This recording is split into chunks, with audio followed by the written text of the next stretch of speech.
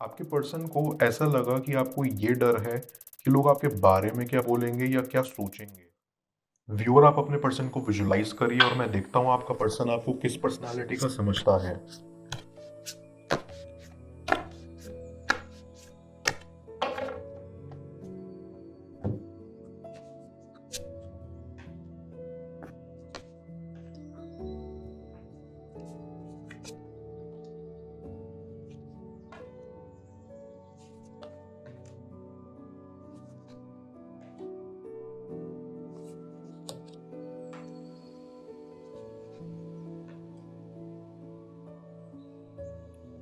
मुझे ऐसी फीलिंग आ रही है कि पहले कुछ मुलाकातों में आपके पर्सन को आप काफी सुलझे हुए और सीधे पर्सन लगे थे।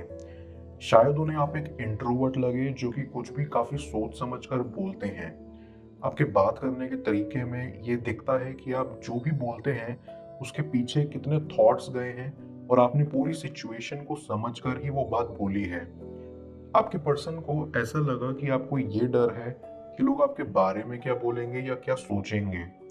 लोग आपको जज करेंगे, उस चीज का डर आपको काफी था। शायद आपके पर्सन ने इनिशियली आपसे कांटेक्ट करने की या आपसे बातें करने की कोशिश की, लेकिन उन्हें आपकी तरफ से वैसा रिस्पॉन्स नहीं मिला जिसकी वजह से उन्होंने ये पिक किया कि आपके अंदर एक झिझक या हेजिटेशन है और आप अपनी ट्रू पर्सनालिटी और अपना ट्रू नेचर दूसरों के सामने ढंग से नहीं प्रेजेंट कर पाते। उन्होंने ये भी नोटिस किया कि आप बहुत ही इंटेलिजेंट और ब्राइट हैं। आपको जनरली सभी प्रॉब्लम्स का सॉल्यूशन पता होता है, लेकिन आप फिर भी लोगों के अटेंशन के डर से आगे नहीं आते और दूसरों को आगे निकलने देते हैं। मुझे ऐसा भी लग रहा है कि आपके पर्सन ने पहले ही कुछ मीटिंग में ये बात समझ ली थी कि आपकी पर्सनालिटी काफ़ी डीप है। आपके अंदर काफ़ी गिफ्ट्स हैं, काफ़ी टैलेंट्स हैं, काफ़ी डेप्थ है जिसे आप एक्सप्लोर कर सकते हैं, लेकिन आपका ध्यान इनमें से किसी भी चीज़ में नहीं था और आप दबे दबे रहते थे। उन्हें ये बात समझ नहीं आ रही थी कि आपकी जो ये ओशन जितनी डीप पर्सनालिटी और ऑरा है, निखर कर बाहर क्यों नहीं आ रही है। आप क्यों दूसरों को ये नहीं बता पा रहे हैं कि आप कितने ब्राइट हैं, आप कितने फनी हैं और आपके पास दूसरों को ऑफर करने के लिए कितना कुछ है। आप अपने आप को बहुत रिस्ट्रेन करते हैं, बहुत कंट्रोल करते हैं। उनको ये लगता था कि आप अपने आसपास के लोगों से कई लेवल ऊपर हैं। आपकी पर्सनालिटी एक पेंडोरा बॉक्स की तरह है जिसके अंदर से आप नई नई स्किल्स निकालते जाओ, लेकिन वो कभी खत्म नहीं होगी। बट आप पता नहीं क्यों लोगों के सामने अपने आप को प्रेजेंट ही नहीं करना चाहते थे। आपके पर्सन ने इनिशियली शायद आपसे बात करने की काफी कोशिश की, लेकिन आपने उनसे उतनी बात नहीं की या फिर एकदम पॉइंट टू पॉइंट बात की जो कि आपके पर्सन को थोड़ा अजीब लगा, क्योंकि वो आपके बारे में और जानना चाहते थे। आपके पर्सन को आपके अंदर से थोड़ी थोड़ी एटीट्यूड वाली वाइब्स भी आ रही थी, और वो इसीलिए क्योंकि आप किसी को भी इजीली अपनी लाइफ के अंदर एक्सेस नहीं देते, जिसकी वजह से उन्हें लगता था कि आपके अंदर एटीट्यूड है। आप किसी को बताना ही नहीं चाहते थे कि आप किस टाइप के पर्सन हैं, जिसकी वजह से उन्हें लगता था कि आप कुछ छुपा रहे हैं। शायद आप उस टाइम रिसेंटली किसी रिलेशन या कमिटमेंट से बाहर भी आए थे, जिसकी वजह से आपने अपने पर्सन की किसी भी फ्लर्टिंग या कोजीनेस को वही स्टॉप कर दिया था, जिसकी वजह से आपका पर्सन थोड़ा इनसिक्योर भी हो गया था। मैं कार्ड्स को क्लैरिफाई करता हूँ ये देखने के लिए कि अभी आपका पर्सन आपके बारे में क्या सोचता है।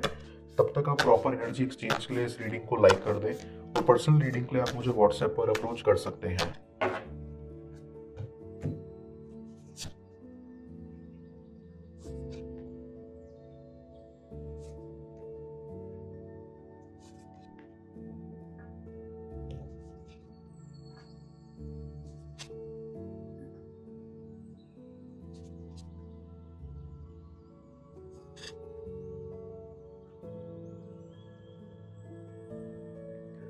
आपके पर्सन को ऐसा लगता है कि आप बड़े ही आराम से और चालाकी से अपना काम निकलवा लेते हैं।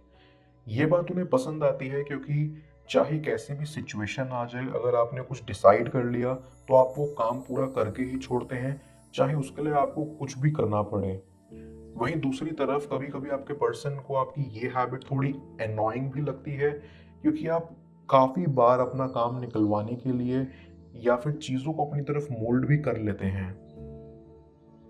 आपके पर्सन को ये भी लगता है कि आप काफी ओवर प्रोटेक्टिव हैं, आप अपने पर्सन के हर मूवमेंट पे नज़र रखते हैं, जैसे कि वो कहाँ जा रहे हैं या फिर किससे बात कर रहे हैं। उन्हें ये बड़ा स्वीट भी लगता है कि उनके लिए आप काफ़ी इम्पोर्टेंट हैं, जिसकी वजह से आप उनकी इतनी केयर करते हैं। बट वो आपसे थोड़ा पर्सनल स्पेस और पर्सनल टाइम भी डिज़ायर रखते हैं। वो इस रिलेशन के साथ-साथ अपनी पर्सनल लाइफ में भी फोकस करना चाहते हैं और आपसे ये एक्सपेक्ट करते हैं कि आप उनकी प्राइवेसी को रिस्पेक्ट करेंगे। उनके लिए आपका प्यार और प्रोटेक्टिव नेचर कभी-कभी जेलसी या शक की तरह भी देखा जा सकता है, सो आपको उसका थोड़ा ख्याल रखना होगा। दूसरी सबसे बड़ी चीज़ जो आपका पर्सन फील करता है, वो ये कि जो डीप पर्सनैलिटी और इंटरेस्टिंग स्किल्स आपके पर्सन ने फर्स्ट व्यू इंटरेक्शन में आप में फील की थी, वो स्किल्स और वो ब्राइटनेस आज भी आपके अंदर है।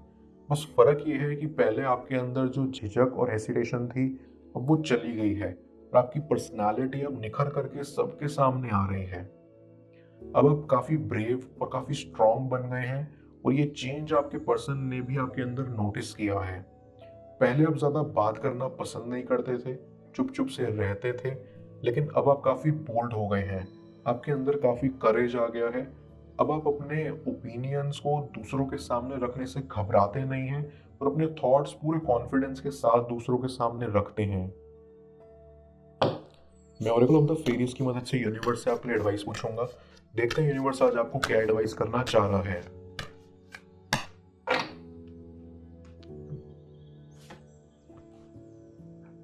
Go outside.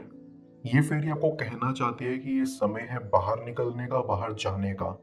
आप जहां भी हो, आपको उस एनवायरनमेंट से बाहर निकलकर नेचर के पीस को फील करना चाहिए और इवन बेटर नेचर के साथ एक शॉर्ट ट्रिप प्लान करनी चाहिए, जहां आप बस बैठकर खुद को फील कर सकें, अपनी सराउंडिंग्स को एक्सपीरियंस कर सकें। ये आपको हेल्प करेगा अपने आसपास के साइंस को नोटिस करने में, जो यूनिवर्स आपकी लाइफ में आपको भेज रहा है। वो पहले आपके बारे में क्या सोचते थे और अब क्या सोचते हैं, जाने स्क्रीन पर शो हो रही इस नेक्स्ट टैरो रीड में। पेड पर्सनल रीडिंग के लिए आप मुझे व्हाट्सएप पर अप्रोच कर सकते हैं। मैं मिलता हूँ आपसे दोबारा अगली टैरो रीडिंग में। Till then, bless you.